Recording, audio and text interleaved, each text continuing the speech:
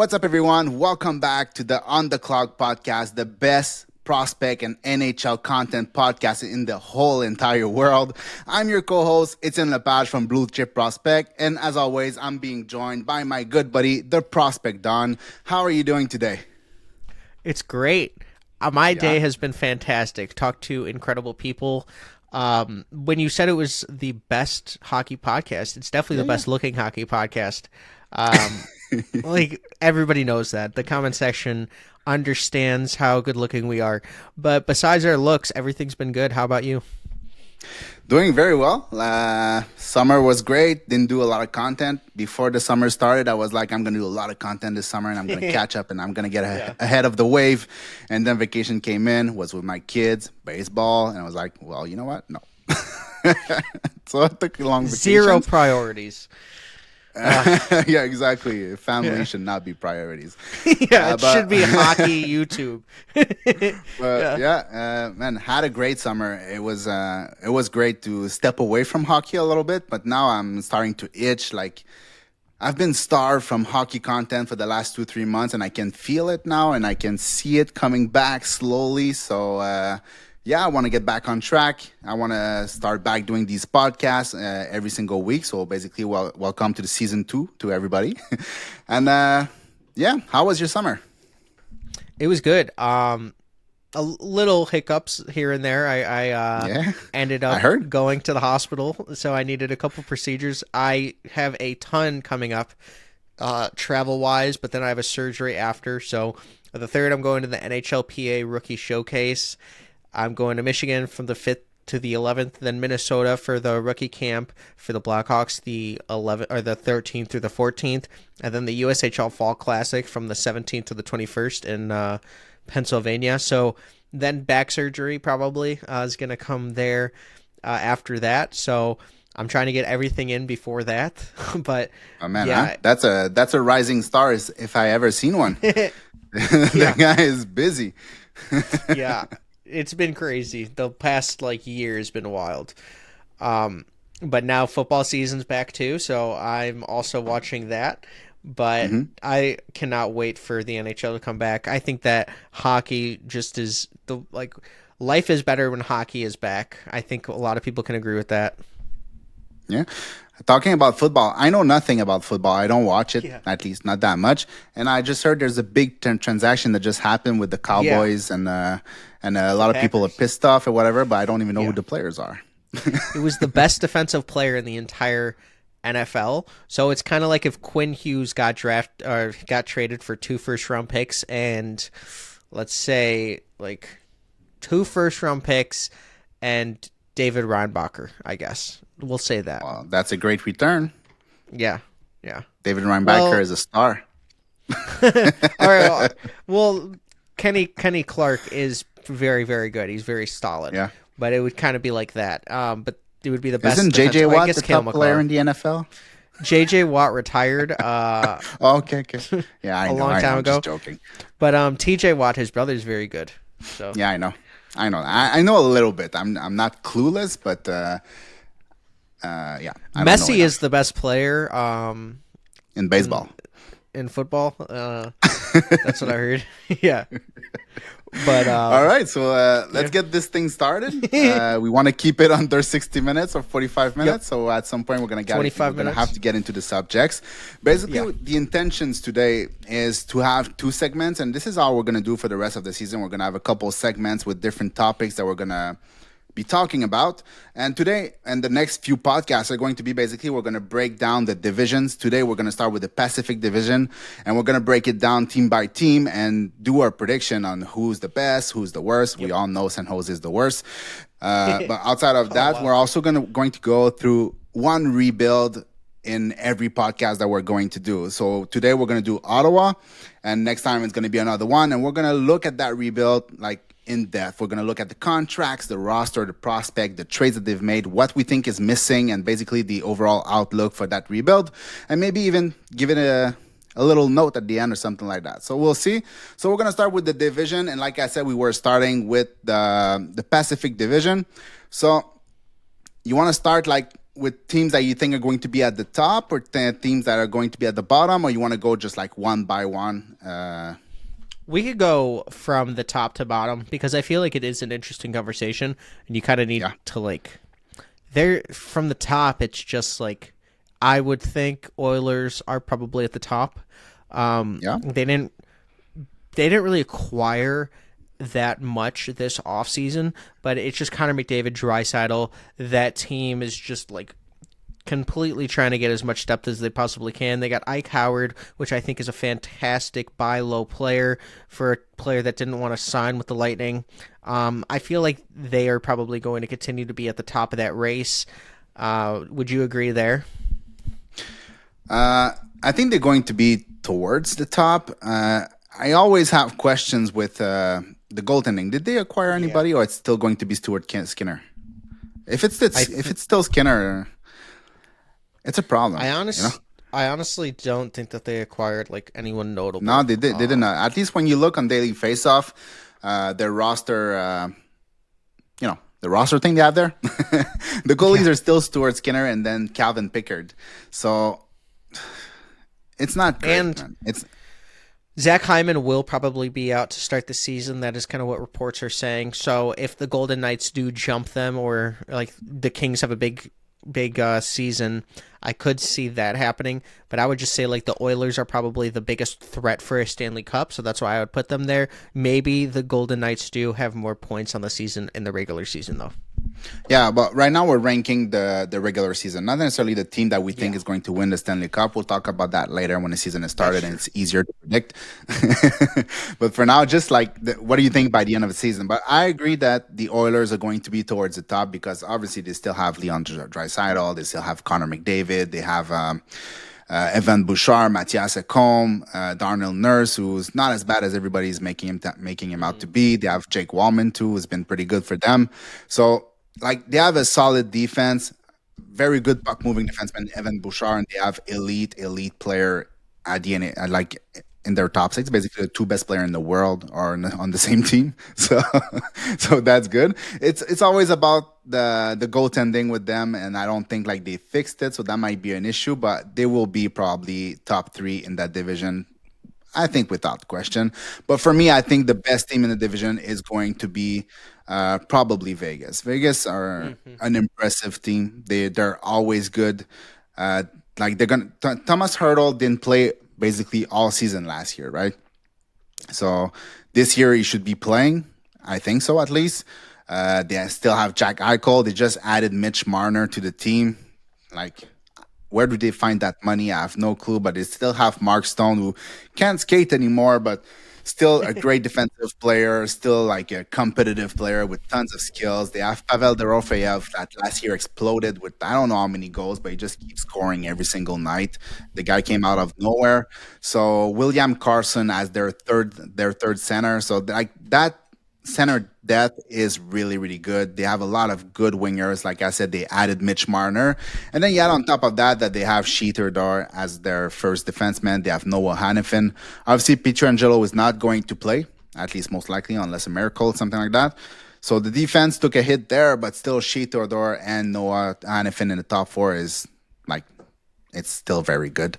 So it's hard to see that team not being great. And in the goaltending, well, it's still Aiden Hill. We did great, right? So I don't see how that team is not like at the very top of the NHL once again, and probably at the top of the Pacific Division. Yeah, for the Knights to get Mitch Marner, that just solidified that they will be just at the top of the league. The only reason I would say the Oilers is because it's so hard to root against McDavid and Draisaitl. But if you have one little like hiccup in that team, it's the goaltending, and that just continues to hurt them. So if you wanted to put Golden Knights above the Oilers, I am totally fine. I think that there's a clear top 3 in this division, and it's one of Golden Knights, Oilers, and then there's probably a gap, and then it's the Kings, because the Kings are a very young team, but they've done very, very well. I'm a big Quentin Byfield fan. I feel like he's just going to be a superstar. A lot of teams would love to have a player like him.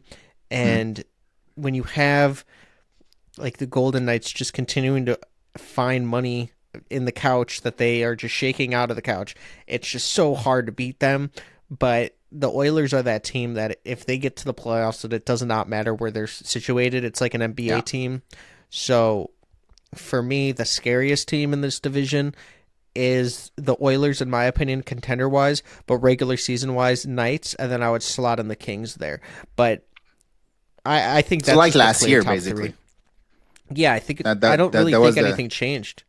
I don't think so either. Nothing significant. And I said that Thomas Hartl didn't play last season, and he did play. He played all season, so I'm just rusty a little bit. It's the not noticeable. Still 60-something points, I think. Yeah. But it's the year before that he didn't play. I'm just like still in vacation, so it's okay. People are leaving the stream. Leaving the stream. It's not live, so it's okay. And yeah, the Kings. I mean, Anze Kopitar. How old is Anze Kopitar now? Can I just click on that and see his age, or it's not written? I think there was just a report that said that he's like talking retirement soon. So who knows? Yeah, but he's 37. He's 37, and like he's a big piece of the team. When Anze Kopitar is gone, like who's taking up? Like Quinton Byfield is not Anze Kopitar. So like he's good. Kempe, Fiala, like they got some good players. Fogel is still there. Kuzmenko. I mean they have a solid team. I think they have some depth in there. Like Alex Turcotte was doing pretty good last year when he came back. Yeah, Alex Laferrière is good. Fiala is good. He's a little dynamic player. Kempe is a monster. Like Drew Doughty when he plays. Drew Doughty when he plays. He only Drew played Doughty? 30 games last year. Drew Doughty. I hope I didn't say Drew Doughty. I heard Drew Doughty. Yeah, but Drew Doughty, yeah. But yeah, Drew Doughty. Drew Doughty is he's amazing. Mikey Anderson is good. Joel Munson is, I don't know why he got that contract again. It doesn't make sense whatsoever. Brent Clark could explode into a good offensive season, but he's still like one of the worst skater in the entire NHL. So we'll see how it goes. But I mean, the offensive smart on that guy is lights out. And in the goals, they have who? Darcy Kemper and Anton Forsberg. So it's not bad. It's not great either. But I think like you said, I don't see a reason for another team to get into that top 3 of Vegas, the Kings, and Edmonton. Maybe Vancouver if Pettersson wakes up a little bit. Because, I mean, with Pettersson, if he plays at the top of his game, he's a 100-plus point player in the NHL. Quinn Hughes is either like the best or the second best defenseman in the entire NHL. So, that's true. I mean, I think it's a team that could get there. The thing is, they lost Miller and they replaced him with Philip Schittil or whatever his name is, which is not even close to the same level. Schittil. Yeah, Hiddle, which is not at all the same level of player, so I don't know why they did that, but it's one of the teams that I think could get there. I don't think the Calgary Flames will be good enough to get there, and they're probably going to have to trade Anderson too, because he doesn't want to play there anymore, and he wants to go only to Vegas. So, so let's take a look at... Does. Yeah, man, that's crazy, huh? I don't know what they're doing. Is it the city? Is it the... Like, obviously the organization treats their player well, but there's absolutely no loyalty there. He can be traded anytime. Yeah. You never know. But I don't know why every player just wants to go to Vegas. Is it the lifestyle or something? No clue. I mean, Vegas is a fantastic place to live. I feel like for NHL players, like in your prime, you kind of want to just like go there. The weather is fantastic. The properties are incredible there. There's a lot of benefit to living there. And the fact that it's just a hot market and they have a lot of fans, there's very exciting. So, and they're winning. I can see the appeal. And they're winning, yeah. Well, that's one of the most important things. Like, before like last season, nobody wanted to come in Montreal because Montreal was first rebuilding, and we have like the harshest winter of any team in the NHL. Yeah. And then outside of maybe like Edmonton, Calgary, and Winnipeg. Winnipeg is bad, but But so anyway, players didn't really want to come here in Montreal, but now all of a sudden we start winning, and then there's stars like Noah Dobson who like basically like forced his way to Montreal. Yep. Yeah, so I mean things are changing. So we don't have the Vegas weather, but we're starting to win. So I think it's really important for some players, or most players. Winning is really, really important, and like Vegas has been like the most consistent team for years now. I mean, Carolina too is very, very consistent. Toronto is very consistent too. But I mean, Vegas is like they were built to win, and every year they do something new. And like we said, they just added Marner out of nowhere. Like, how is that not like making them favorite to win? So I don't know. So taking Vegas a look figured at it out. They figured it out. Yeah, and they're willing to pay. They're willing to pay, which is the reason why they win all the trades. First, players want to go there, but they wouldn't be going there if they were not paying what teams wanted, right? Yeah. So they're willing. There's a reason why there's only one first round pick left in that organization, and that's Connolly. It's because they're trading them all. But at the same time, they're winning. So I think it's a good bet. So taking a look at Vancouver. Like I said, it's a team that I think that could maybe get there, could compete. They have Elias Pettersson, they have Jake DeBrusk, they have Brock Fazer, Evander Kane, Adu Radi, who could be pretty good. Like it's a player that I like. I don't think like he's a top 6 type of player, but I think he can be a solid third liner. Defensively, Quinn Hughes, they have Philip Ronek, Marcus Pettersson is really good. They also have their new Elias Pettersson 2.0, the defenseman, the big defenseman, physical, who's going to be good defensively. He's not a puck mover whatsoever, but you need some defensemen like that to anchor a pair sometimes. And in net, well, they have Thatcher Demko, who 1 year is good, 1 year is not. It could be his year next year. So we don't know. But I feel like that's one team that could jump up into the ranking here. I think I prefer Vancouver over Los Angeles, actually. Just they're not consistent. That's the problem. The Kings? You prefer Vancouver? No, I prefer Vancouver over the Kings, yeah. Interesting. I would probably have Vegas or Edmonton, Vegas, probably Vegas. I mean, they scored 110 points, and then they got Mitch Marner. Then you have the Oilers, probably the Kings there. And then the Ducks are the wild card because they've been only building, and their U24 players is absolutely incredible. If you look down the list, they have a lot of prospects, but I like how Pat Verbeek has built this team. Getting Chris Kreider also kind of shows that you're going into more of a winning playing style, getting that veteran presence. So I would kind of say there's going to be, if there is movement and it's not just the exact same rankings as the year before, because I could see a scenario where it's Vegas, Kings, Oilers, Flames, Canucks, Ducks, and then Seattle and San Jose at the bottom. I could see Ducks actually flying over Vancouver and Calgary, and Edmonton flying over the Kings.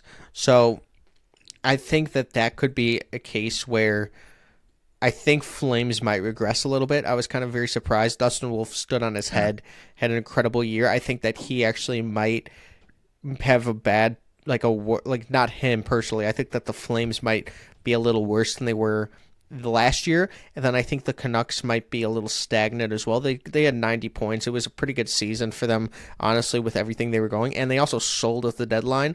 I thought they were going to sell a little bit more, but EP40 didn't really have that, he's not who he was. So if he gets back on track and Quinn Hughes just is a madman again and all of these things work, they could get to that playoff spot, but it's going to be really, really tough, and especially in this division. So I would kind of say Ducks are that team that I don't think that Vancouver's better than the Kings, but I would say there's a clear top 3, and then the Ducks could be 4 there. They only had 80 points, so they would have to find 20 more, but I feel like they could get 10 more wins. That's not out of the realm of possibility. No, it's not. It's not. Some of their players are going to have to take a pretty big step. It's not like they finished the season strong at all, too. And they already had like Chris Kreider and who's the other guy that they got from New York, Jacob Trouba. So, like, I think they finished. I have it here probably on NHL. Yeah, they finished like 3-5-2. So that's not really finishing strong at all. I don't know. For some reason I love all their player individually. Like Leo Carson, I'm a big fan. Mason McTavish, same thing. Cutter Gauthier, same thing. But then, even on defense, Olin Zawagger, I think, is a great player. Pavel Mintyukov, great player. Jackson Lacombe, great player. But I feel like it's not cohesive or something. Like there's something that's not working, and they all need to take a pretty big step. Like Leo Carson was good last season, but he was not great, and I expected more out of him. Same thing for Mason McTavish. I think Cutter Gauthier actually did really well for his first season, but like there's a significant step that needs to be taken by a lot of their players for them to be better than what they were. So that's why I'm not sure they're. Yeah. Oh, sorry. Scott Wheeler today told me that he was like doing a lot of interviews or just like trying to get initial reports for what people think about some of these top prospects, U23, because he comes out with an incredible list in, I think, early September. And he was talking to a lot of scouts about Leo Carlson, and they have him in like a franchise tier, like a low-end franchise player. They think that this guy is going to be like superstar-esque player that's going to lead your team to a Stanley Cup. So I feel like Leo Carlson kind of just has that. It's like, I feel that if he takes a big step and Cutter Gauthier does, and it's going to be a lot to ask for the Ducks to do so. My thinking is I don't really see how the Flames get a lot better. Maybe they do. But it's just like there's two teams trending in different directions, and Dustin Wolf could just stand on his head, win a Vezina, and totally prove this wrong. And I feel like it's going to be very, very close. But from 4, 5, and 6, I feel like there's going to be a fight for that standings right there. And I agree with you. Like Vancouver is built to probably win quicker than those two other teams. I mean, they just are. But I would just say like Anaheim has built really, really well, and I feel like they could be a surprise pick for trying to fight for a playoff spot. Not get one, but fight for it. Yeah. And like you said, Calgary, I think, is a bit of a team on the way down. Like Jonathan Huberdeau is not what they thought he was. Nazem Kadri is a good center, but it's their first center. Michael Backlund, I think, is their second center. So it's not like it's not a strong team offensively. And defensively, like I was saying earlier, like Rasmus Anderson is probably not going to resign with them. So unless they want to lose him for absolutely nothing, which I doubt they will in their situation, then they will have to trade him. And they're probably not going to be making a hockey trade, like where they're going to get a player of the same level back, right? So, and after that, after Rasmus Anderson, who's there? Like it's Mackenzie Weegar, and that's it. the rest is not much. They're gonna have Zane Perek probably, who's gonna be playing this year, but like there's not many Lane Hudsons in this world that in their first year they explode offensively and they're decent defensively and they carry their team to the playoffs. Can you realistically expect that out of Zane Perek? I don't think so. So it wouldn't be fair to him to expect that. So I think that defense is rough, but Wolf could stand on his head like he did last year and bring them close to it or something like that. But I feel it's a team on the way down, so I would put them more towards the bottom. So I would say like Vegas, Edmonton. Like I said, I prefer Vancouver over Los Angeles, so I'll go with Vancouver, then Los Angeles. And then either like Anaheim or Calgary. And I don't see how the Kraken like jump over those teams. San Jose, forget it, obviously. But I'll the Kraken, like what their roster looks like. Like, did they add anybody in the summer? Not that I remember. I think that from everything that I'm hearing, just about like McKenna race, I think Kraken are going to be in the McKenna race, and I know that they would need to lose 24 more points because obviously they had 76 and San Jose had 52. But I think San Jose got a lot better, and I think the Kraken did not improve. And San Jose actually they were building like they were a perennial contender for the players they were getting this year, and it's just probably to trade some of them and flip them at the deadline for value, because Mike Greer can extract a lot of value and knows when to trade guys. So I do think that a lot of their acquisitions were for the trade deadline. So we could see a very long losing streak after the trade deadline. But I do think that they got a lot better. But when you look at the roster, I think they are too good to be in the McKenna race, unless like they win the yeah. And they're too good because first their center line will be Matty Beniers. And then you're going to have Shane Wright, who's going to be taking a step, who was already good last season. So you're going to have Shane Wright. After that, you have Chandler Stephenson. You have, after that, Frédéric Gaudreau on the fourth line. But you also have a player like Jaden Schwartz, who's a pretty good player. You have Capo Caco. You're going to have him for the full season instead of like 40, 50 game, who did really, really well over there. Yeah, he was great. They're going to have Jared McCann. And then defensively, it's not my favorite defense, but you still have Adam Larson, who's really good defensively, and then you have Vince Dunn, who can move the puck with the best of them. You have Brendan Montour, can actually do both defend and move the puck. You have Riker Evans, who's going to take a step. Like, I think that team is too good to be competing for the bottom. But then the goalies, they have Joey Daccord, or whatever his name is, and Philip Grubauer. So the goaltending is not that strong, in my opinion, but I think they are building something that's good. It's just that they didn't really improve from, like, what did they add in the summer as opposed to what they had last year? Nothing. Not really a lot.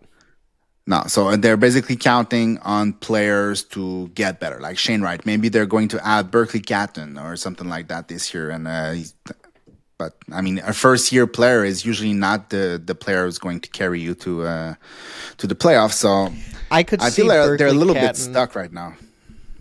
Sorry, I could see Berkeley Catton having a Frank Nazar type of year where he puts up like 30, 40 points, maybe even 50. You try to get him as much power play time as you possibly can if he plays that much. But Capo Caco was very, very good. I know they got Mason Marchment, who I felt like that was pretty good. But the thing is, like, they didn't really... They're, like you said, they probably won't be in the McKenna race, but I wouldn't be surprised, like, if they...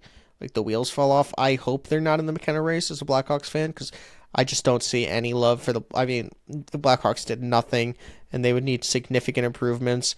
So Seattle might not be able to get to them, or San Jose, or maybe even Nashville. But I don't want to project out to the other Pacific teams. But I'm just saying, like, Seattle isn't going to be in the playoff race, but they're probably going to be somewhere where Buffalo was last year. And I also think Buffalo got worse, so maybe they continue to decrease too.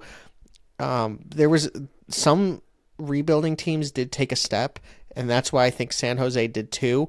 But like I said, you need to overcome 24 points just to get to where Seattle was last year. I just don't see that San Jose did enough to do that. Even if they have Misa, they bring up a couple of prospects, all their signings. Like, I don't think Ryan Reeves moves them even like 2 games. So it will be interesting. But I think that this is a clear powerhouse with the top 3 for the Pacific. And then San Jose is just the worst team. And then Seattle, there's just a gap of being in no man's land here. I think they should try to rebuild, go full rebuild, but I don't know if that's going to be the plan. The Kraken? Yeah. Yeah? Yeah, it would be weird, man. That would be like a failed start. Well, they need that elite not generation. They need that franchise player. I really don't see one. Matty Beniers is kind of like a Dylan Larkin-esque role. Like, you need that guy, but he's like a complimentary star-esque player. You need that Macklin Celebrini, Connor Bedard-esque, like Gavin McKenna type of player, unless you're going to build from the back end, and they also didn't really do that too. So that's kind of why I say that. I know that they did pretty good getting Jake O'Brien. I think that he's fantastic, but you need to put players around Jake O'Brien for him to succeed too, because you saw what he did with like a goal scorer like Nick Lardis, but I feel like he's far away. He's not like very far. It's not like Jake O'Brien is going to help your team next year. Like, even if he plays in his draft plus 2, it's not like he's going to be an impact player right away. Like, the players take time to become like their best versions. So, I mean, I wouldn't count on Jake O'Brien right away. Same thing for Berkeley Catton. I love Berkeley Catton, but I don't think he's going to be that player next year. He probably plays with them. I think so, but like, he's not going to be the player that's going to bring you to the playoffs, but he's going to be like a little ad. But overall, like I said, I think they're too good to compete for McKenna. But also, I think like that roster is a little bit stuck right now. It doesn't have that strong of an identity, and it doesn't know where it's going. And San Jose, like you said, they didn't have that much. They had like Jeff Skinner. That's not going to change much. They have player Dimitri Orlov, John Klimberg, who's going to help them move the puck a little bit, which was a major issue last season. But still, like, the gap between where they were and where they need to go is gigantic, and it's not going to be solved by 2 or 3 players here and there. So I think they're still at the bottom, trying to get a McKenna, and I don't think they need a McKenna, but but it is what it is. Maybe a Verhoff. Yeah. I agree. Like, it's just like one of those things where I think that watching these rebuilding teams go and how long it takes, you either need to go full rebuild, which might not even work at the end of the day, or you just need to continue to get like a culture. And I don't think that like Seattle like has a flat out culture yet. I'm maybe like some of these teams don't, and you don't really need one right now, but I just don't see, like, when I think of the Kraken, I don't like think of a specific player, to be honest. It's just like the Kraken. I think that you need to get a specific player to help them, and that's why I brought up Jake O'Brien, because I like Jake O'Brien, but I don't necessarily see him being that either.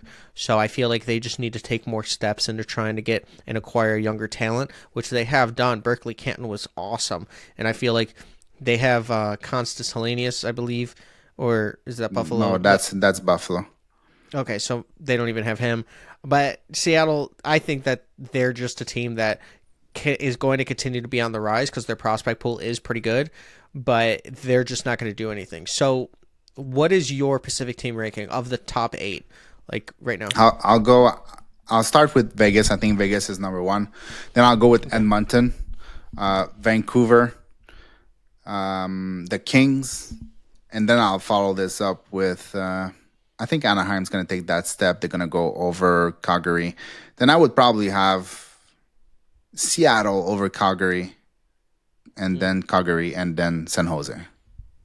Okay.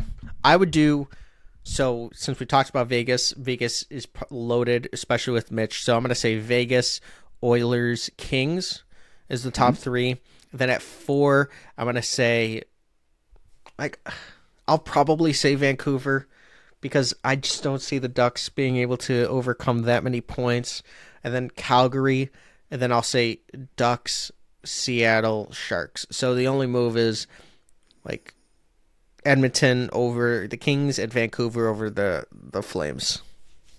Yep. Yeah. And I would it's going to stay pretty similar. Yeah.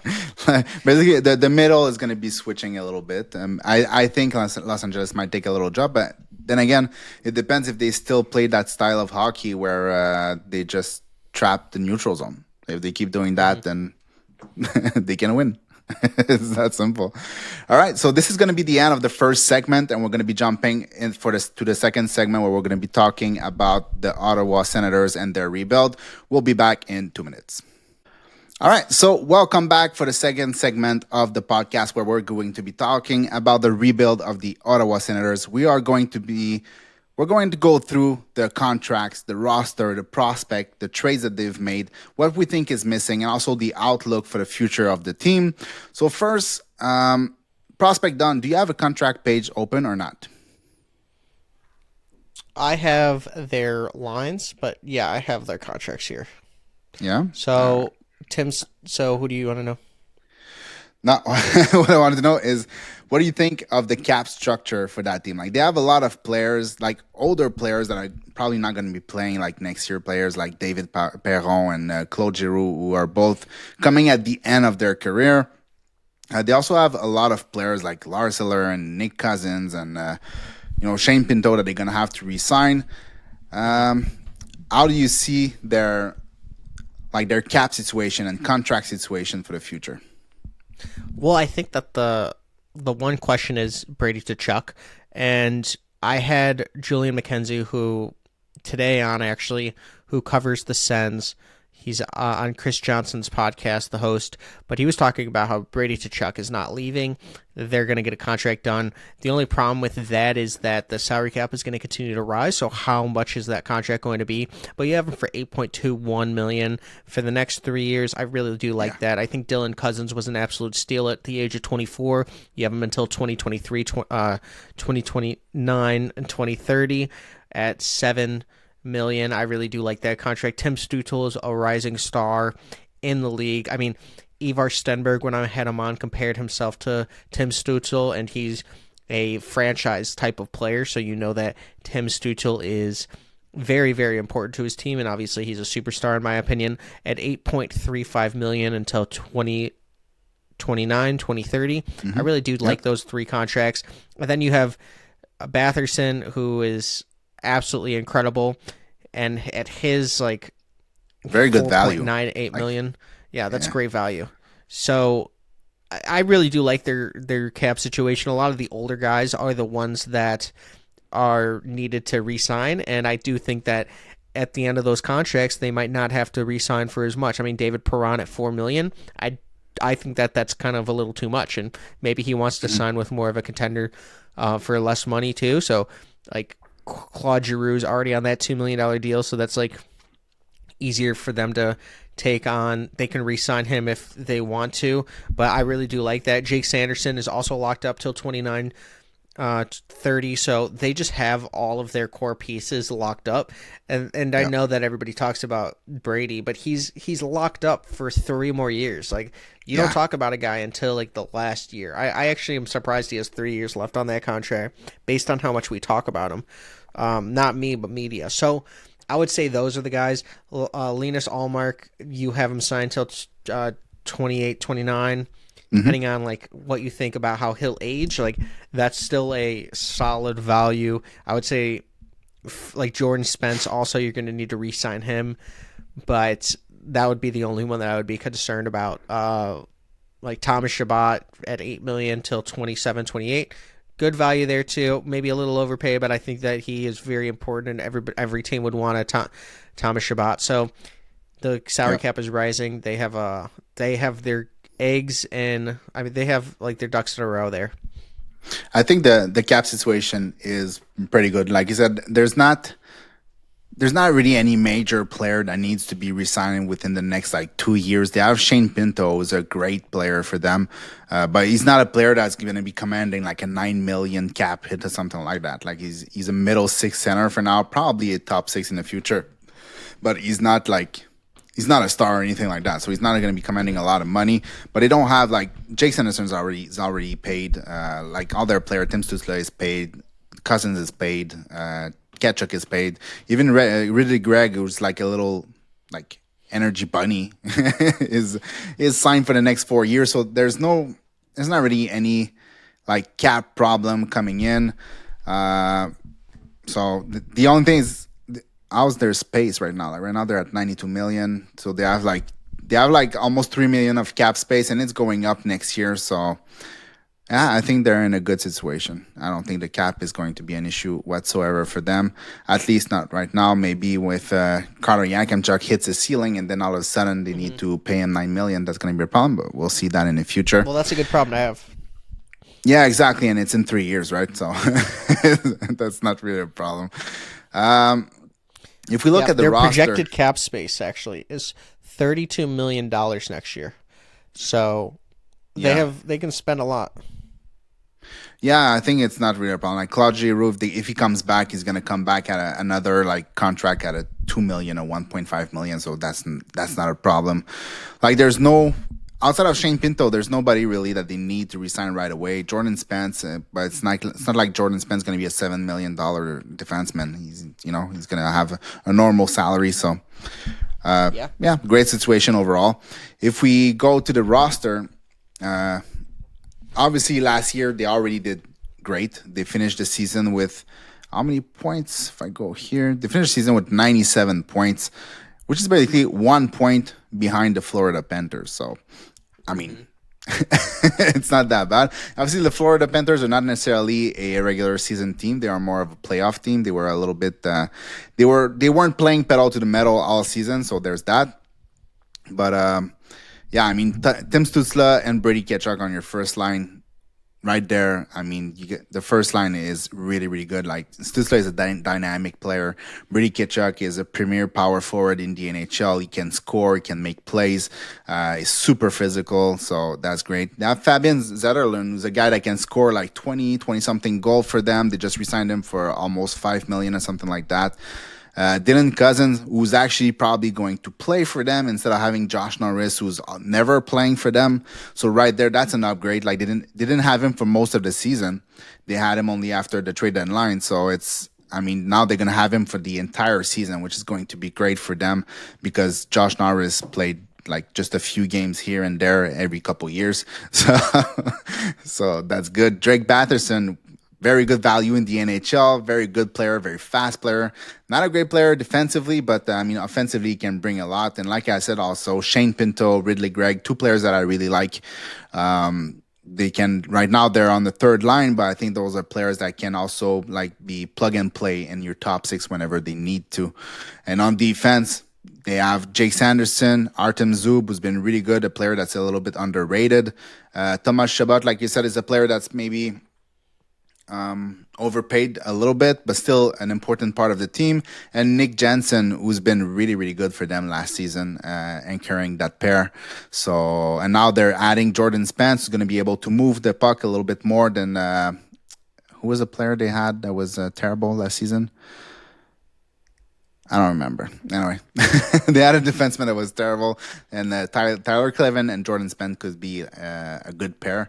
And in that, Ulmark can be a game changer night after night. So I think overall 100%. That roster, there's not a lot of change. Maybe it's not impossible Carter Yakimchuk makes the team, and if he does, it's gonna add a big physical, puck moving defenseman, an impressive player. Obviously, I really like Carter Yakimchuk. I loved him in his draft year.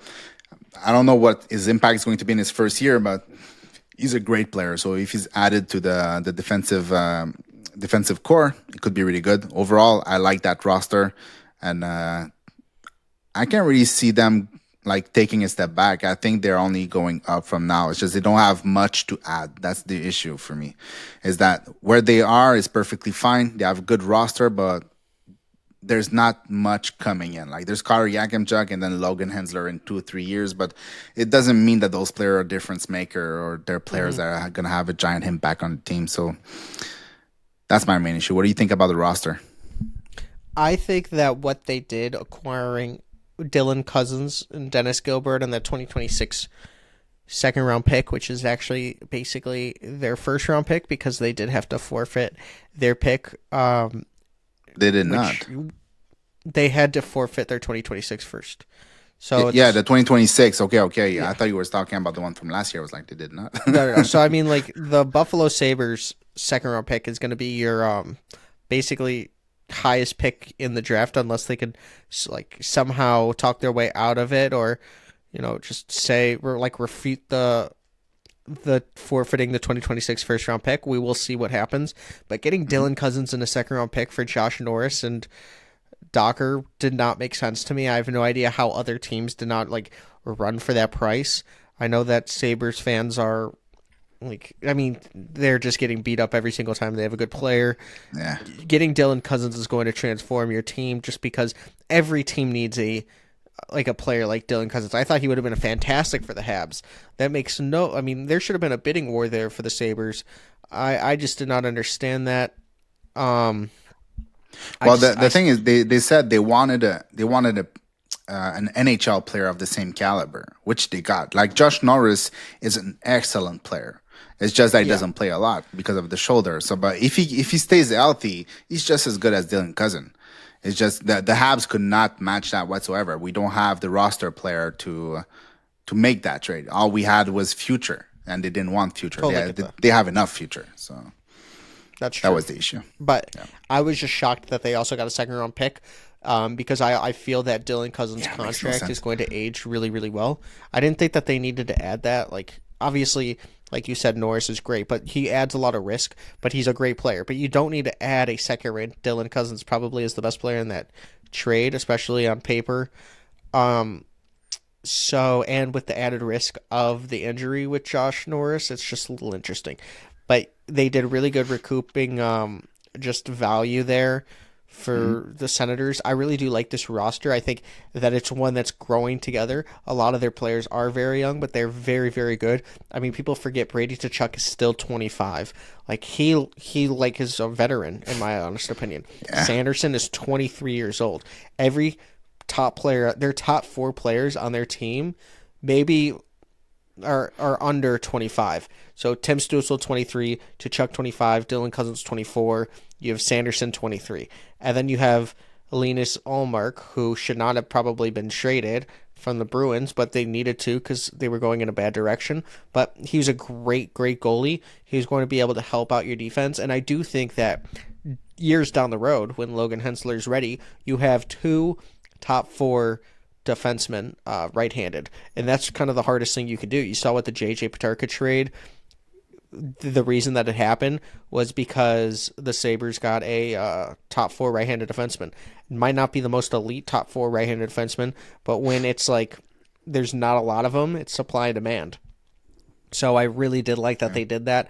Obviously, losing a first-round pick in 2026 is very tough, and it might limit what they do at the trade deadline, but they're going to have a lot of cap space at the trade deadline. I saw that it said like they have it up like $16 million for cap space at the deadline, and they also have that they have 3 third-round picks, and they have that what's projected to be a very high Buffalo Sabres pick in the second round, so they could probably flip that to try to get somebody too. I do not think that this team is going to be a contender, but they're certainly building something here, and I feel like people need to start. Like, I'm a big Arthur Kalaev fan. Like, he was an incredible goal scorer. Kaliyev, or I can't even say his name. I guess I'm not that big of a fan. But Kalaev. I said it right the first time, and then I screwed it up. That. But he was an incredible goal scorer in junior. In juniors, yeah. Yeah. But the thing is, like, if you have it, you have it. If you have it, you have it. And he might not have it. But he has it in A-League, maybe not the NHL. I do like what they're building here. Like you even said, Shane Pinto's under 25, he's 24. Ridley is 23. Just a lot of good young players. And getting Ridley at 3.25 might be the best contract in the entire NHL when it's in 2027, 28. It's a really good contract. Yeah, I think it's a really good contract for too. Yeah, I agree. I'm not sure if it's the best contract, but I agree that it's a very good contract. Well, it's just like when the salary cap continues to rise, you're going to see like $6 million deals basically for a guy like Ridley because everybody's just making a ton of money. It's very similar to when the Bulls wanted to sign Jimmy Butler and he wanted $14 million, and then the next season he got like 25, and then everybody started getting $60 million even if you couldn't dribble a basketball. It was crazy.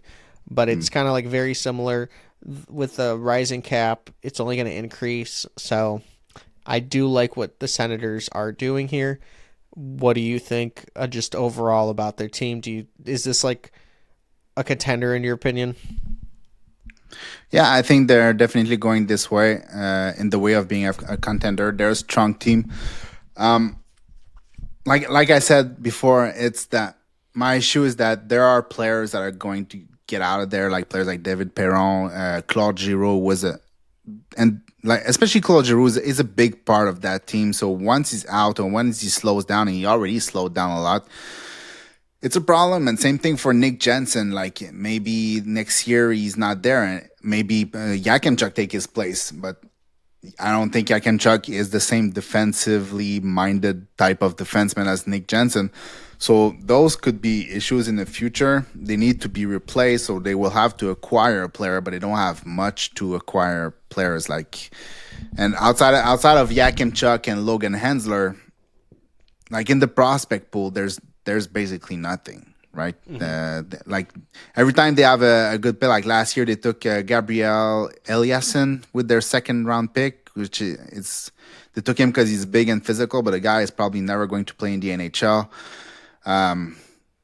Like if I look on the elite prospect and I look at their prospect pool or their depth chart, there's nothing in there that's going to come, especially up front. Like Blake Montgomery is probably their best prospect up front. So it's not that he's a bad player. It's just that that's not going to be an impact player at the NHL level, most likely. So I think they are what they are, and they will stay what they are. Like they'll be able to replace Nick Jensen when he gets out, or maybe they re-sign him for a couple of years. So for the time that Karo Yakemchuk acclimate himself to the NHL, but after that they have nothing coming up front, and that's where I see is the issue with them. Yeah, it's a very bleak prospect pool. Obviously, like you said, Logan Hensler is pretty good. Definitely higher on some boards. I was very high on him at the start of the season, then he just kept lowering and lowering for me, but I really do like what he could provide. Just a very safe defenseman. I think he went to the NCAA a little bit early. Like you said, Blake Montgomery, who was on the Bunker Boys or Puck Bunker, which I always think is pretty cool that they got him on. It's just there's not a lot here, and it's because they haven't really taken a lot of upside. If this was my prospect pool, I'd be a little upset. It's just not a lot here. So for a team that just went through 8 years of rebuild, yeah, there's nothing left in the pipeline. So I mean, like I said, they have a ton of under 25 players, which a lot of them hit. Tim Stützle hit. You can't fault him for picking great players that graduated, but I just thought there'd be a lot more depth looking at it. The core is great. The core is great because when you have Tim Stützle, Brady Tkachuk, Dylan Cousins, Shane Pinto, Ridley Gregg, you can even add Fabian Zetterlund to that because he's signed for the next 3 or 4 years and he's young enough and he can score. Drake Batherson can be added to that, even though he has only 2 years left on his contract. That's a great core offensively. It's just there's nothing going to be added to that outside of free agency or trades. So that's all I'm pointing out. But overall, the team is definitely a team that's going to be a contender. If they're not now, they're on their way there for sure. Yep. Outside of that, well, we already talked about the main trade. The main trade was basically getting Cousins. Also, we could say Fabian Zeller was a good trade for them. Even Jordan Spence was a good trade for them. Didn't cost much to acquire those players.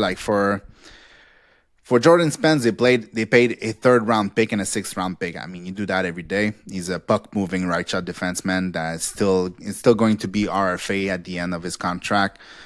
For Fabian Zetterlund, they paid Ostapchuk, which I think is going to be a decent player in the NHL, but I don't think he's going to score as much as Zetterlund. They paid Noah Gregor and a 2nd round pick. So I mean, and then obviously there's the Dylan Cousin trade for Josh Norris. So I think their trades were all good. None of those trades are lost. They're all plus value in my opinion. So they did really well in that regard. If we compare with what happened before when they traded DeBrincat and stuff like that, I mean, they're doing much better now. It's just there was a couple mistake in the past, where they drafted bad with Tyler Boucher taken in the top 10, and the guy is probably not even going to play in the NHL whatsoever. And then also thinking they're ready to compete and getting DeBrincat and Chikrin, but then after that, those players don't want to stay there, so they have to trade them and lose value on each player.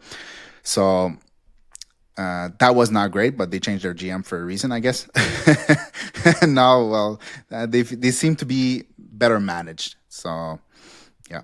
So overall, I think they are good. I think they're on their way. If there's anything that you think that's missing for them to actually reach the contender status, what would it be? It's just you need more, star depth. I think and that's so weird, but I feel like you have Tim Stützle and Brady Tkachuk. That's really, really great. I feel like you need more supporting cast. I think you need like more on the defense. I would say like you kind of need to beat the Panthers, and to beat the Oilers and some of these other teams. You need depth everywhere. I think like Linus Ullmark is one of the best goalies in the entire league, especially in the regular season, and he did do well in the postseason sometimes, but it's the defense. Jake Sanderson's incredible. You need more on the defensive side.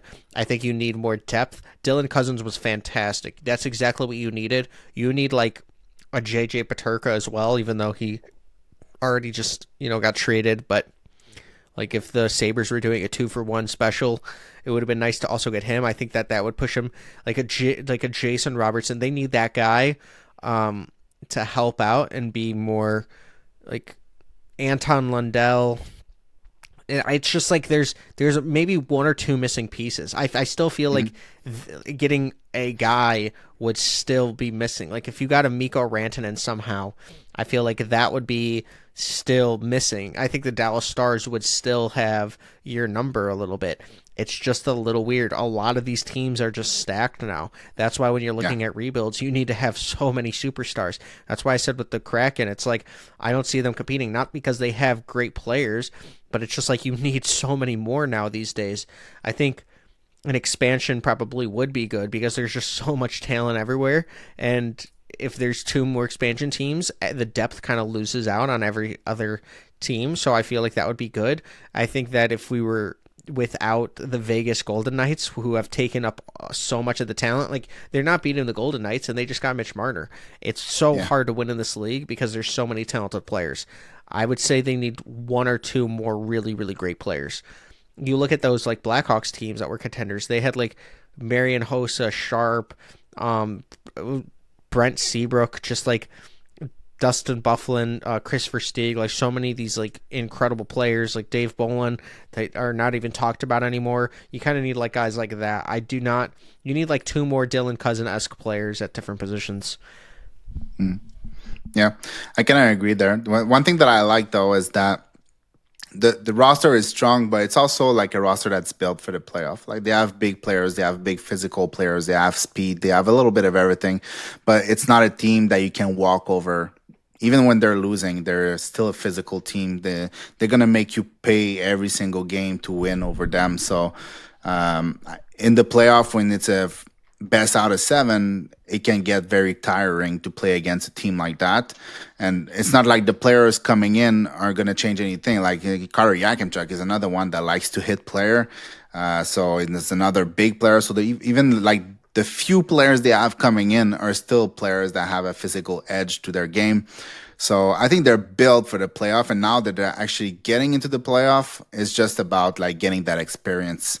Like it's rare a team that gets in the playoff after a rebuild and starts like and goes to like the final or like the semifinal.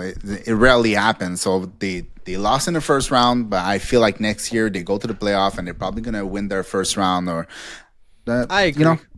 It's just about getting experience. It's a young team. It's a team that needs to get that experience, and they will. And the only way to do it is to actually get to the playoff and get that experience. So yeah, I think if you had to rate the like 10 being the best, 0 being the worst, obviously, if you had to rate the rebuild, which number would you give it?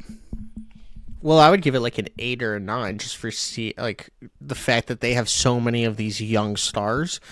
Yep. But probably not a 9 because they just don't have the depth anymore. But I would probably say 8, just like because of how many stars and young stars that they have. They are so close. And if you count Dylan Cousins in that rebuild, because he's still 24 on that great deal, it's absolutely incredible. I really just do think that they made some incredible moves when they found value. The only part is they're not going to have a first-round pick next year. They're already down in value there, so you're not going to be able to like pick up trade deadline assets. Maybe that's a good thing because sometimes it doesn't really work, and then you lose a first-round pick. but so you're going to have to be a little more thoughtful in what you do or decisive. But I do think that they're in the system is not good right now. I think that there's only like 4 NHL players, maybe like Kardam Yakimchuk. You have Logan Hensler, and then just 2 more surprises or whatever it is. I just feel like that's very, very bleak. But when you add in the under 25 players, this has got to be one of the best under 25 teams that there is. So they could definitely go out and acquire somebody. They can move some pieces around. Getting Sanderson, just incredible. Those don't grow on trees. I really do like this team. They're going in the right direction, and I do see them as a perennial contender. It's just going to be not this year, in my opinion, just because there's so much. That's why when you look at the Blackhawks, it's like 2031. Like, I thought, like, because everybody's getting better, and it's not really 2031, but, like, when are they going to be good? Like, when is the Sharks, like, when are all of these prospects going to be in their prime? Because everyone is getting better. The talent coming into the league is absolutely incredible every single year. So I would say contender next year, or the year after, 2026-27 season. I feel like that's when they will be into the Stanley Cup race. Maybe they win 2 rounds next year. I think that would be fantastic for them. I just don't see them making it to the Stanley Cup this year, but this is a great team, and they can still make moves. They're going to have $19 million at the trade deadline. So, I'm rooting for the Senators. I think that this is a really great team. I think 8 is fair. 7.5, 8. Like before last season, after spending like 7 or 8 years outside of the playoff, not getting much to show for after your rebuild, missing a few trades, missing a few high draft picks, I was like, I don't know where they're going, but actually, like they've built something that's pretty solid. 97 points, like I said. So now that they actually reached the playoff, I think 7.5 or 8 is something that's it's a fair grade for the rebuild. So I guess that is it, right? Yep. Yeah. Yep. So that's it for today. We made it to an hour. So we were trying to get it 45 minutes. It's going to be an hour for today. It's not the end of the world. We're a little bit rusty. It's going to flow better next time. It's not a problem. Well, first, thanks everybody for watching the podcast or listening to podcasts wherever you are. Please like the podcast if you're on an app like Apple Podcasts or Pocket Cast, whatever. Like the podcast, leave a comment, subscribe to my channel, subscribe to the Prospect Dawn channel. Follow us on social media if you want NHL content or interviews with players or different stuff that we're going to be bringing all season long.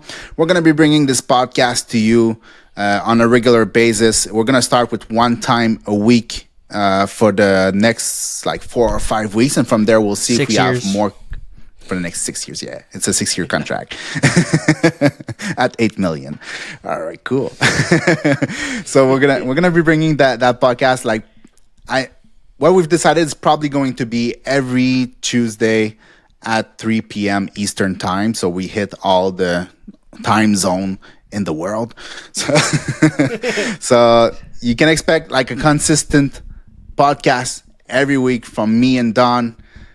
And we're going to bring a lot of subject. We're going to bring people we're going to be talking to, whether it's players or other journalists or prospect specialists and stuff like that. So it's going to be a great year. I'm happy to do this with you again, Prospect Don. And that's it. Thanks for coming on again. Of course. Thank you guys. Comment down below what kind of content you guys want as well. If it's a good enough idea like we did last time, we'll do it. And it's a pleasure being back on with you. It's going to be a great season. Blackhawks are going to win the chip. So, see you guys next time. I'm just joking. Blackhawks are terrible. Best hockey podcast in the world. Peace.